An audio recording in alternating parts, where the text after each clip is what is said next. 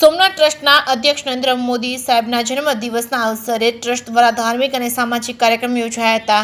TFC courtyard ખાતે કૃત્રિમ અંગ અર્પણ કેમ્પ તેમજ દાંત તપાસ કેમ્પનું ઉદ્ઘાટન કરાયું હતું। કૃત્રિમ અંગો વિતરણ અભિયાન કેમ્પ યોજાયો હતો, જેમાં સોમનાથ ટ્રસ્ટે ભાવનગર, પોરબંદર, ગીર સોમનાથ, આણંદ, બોટાદ, અરવલ્લી, સાબરકાંઠા, જૂનાગઢ, ગાંધીનગર, ખેડા, સુરેન્દ્રનગર, મોરબી, જામનગર તેમજ અમરેલીમાં કેમ્પ યોજાયા હતા। તેમજ વધુમાં દાહોદ, જામનગર, દ્વારકા, જૂનાગઢ, ગીર સોમનાથમાં કેમ્પ યોજાઈ રહ્યા છે, જેથી 1000થી વધુ લાભાર્થીઓને આ પ્રકલ્પની સેવાનો લાભ મળ્યો હતો। સ્થાનિક વહીવટીતંત્રના સહયોગથી દિવ્યાંગોની ચોક્કસ માપની અને જરૂરિયાત મુજબની માહિતી એકત્ર કરી લાભાર્થીઓ માટે ખાસ ડિઝાઇન કરેલા કૃત્રિમ અંગો અર્પણ કરવામાં આવ્યા હતા। બોડી સંખ્યામાં લોકોએ આ કેમ્પનો લાભ લીધો હતો। જે.કે. સિંહ ગુજરાતી સાથે મહેશ વાજા, સોમનાથ।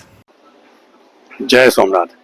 દેશના યશસ્વી પ્રધાનમંત્રી શ્રી અને સોમનાથ ટ્રસ્ટના માનનીય અધ્યક્ષ શ્રી નરેન્દ્ર મોદી સાહેબનો આજે જ્યારે જન્મદિવસ છે, ત્યારે સોમનાથ ટ્રસ્ટ દ્વારા સવારે 9:30થી ટ્રસ્ટના સ્થાનિક ટ્રસ્ટી શ્રી જે.ડી. પરમાર સાહેબના હસ્તે સેવા કાર્યનો શુભારંભ કરવામાં આવ્યો હતો।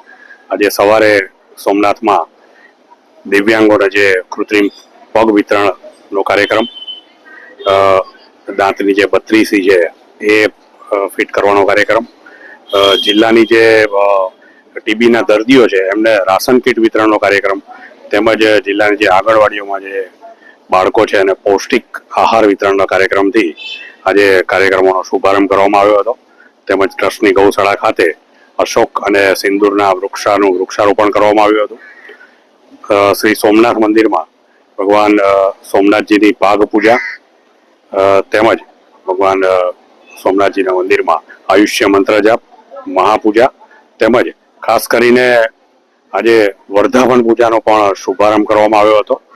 વર્ધાપન પૂજાના શુભારંભથી હવે ભક્તો છે એ ટ્રસ્ટની વેબસાઇટ પરથી ઓનલાઈન પોતે પોતાના જન્મદિન નિમિત્તે આ વર્ધાપન પૂજા રજીસ્ટર કરાવી શકશે અને રજીસ્ટર કરાયા બાદ ટ્રસ્ટ દ્વારા ઓનલાઈન પૂજામાં એમને જોડવામાં આવશે અને પૂજા બાદ એમને પ્રસાદ તરીકે રક્ષાસૂત્ર પણ ઘરે મોકલવામાં આવશે।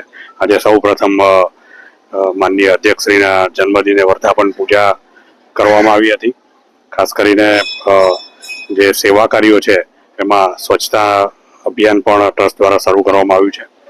તેવી જ રીતના અહીંયા જે જિલ્લાના જે દિવ્યાંગ બાળકો છે એમને પણ આજે ભગવાન સોમનાથજીના દર્શન અને ભોજન તેમજ એમને પણ વસ્ત્ર અર્પણ કરી અને આજે એક વિશેષ કાર્યક્રમ ગોઠવવામાં આવ્યો હતો। આજે વિશેષમાં ગુજરાતની તમામ પાઠશાળાઓને ઓનલાઈનના માધ્યમથી જોડી અને પાઠશાળામાં જે ઋષિકુમારો છે, લગભગ 4500થી વધારે ઋષિકુમારોને ટ્રસ્ટ દ્વારા વસ્ત્ર પ્રસાદ વિતરણ કરવામાં આવ્યું હતું અને ઓનલાઈન આ કાર્યક્રમ યોજવામાં આવ્યો હતો, જેમાં ટ્રસ્ટના માનનીય ટ્રસ્ટી શ્રી લહેરી સાહેબ, માનનીય ટ્રસ્ટી શ્રી હર્ષ નિવટિયા સાહેબ, માનનીય ટ્રસ્ટી શ્રી વિશેષભાઈ મફતલાલજી, તેમજ ટ્રસ્ટના માનનીય સચિવશ્રી અને સ્થાનિક ટ્રસ્ટના કર્મચારી તથા પાઠશાળાના ઋષિકુમારો જોડાયા હતા અને આ સૌથી મોટો કાર્યક્રમ એક સાથે 4500થી વધારે ઋષિકુમારોએ મંત્રોચ્ચાર કરી અને દેશના યશસ્વી પ્રધાનમંત્રી શ્રી અને ટ્રસ્ટના માનનીય અધ્યક્ષશ્રીને જન્મદિન નિમિત્તે શુભેચ્છાઓ પાઠવી હતી।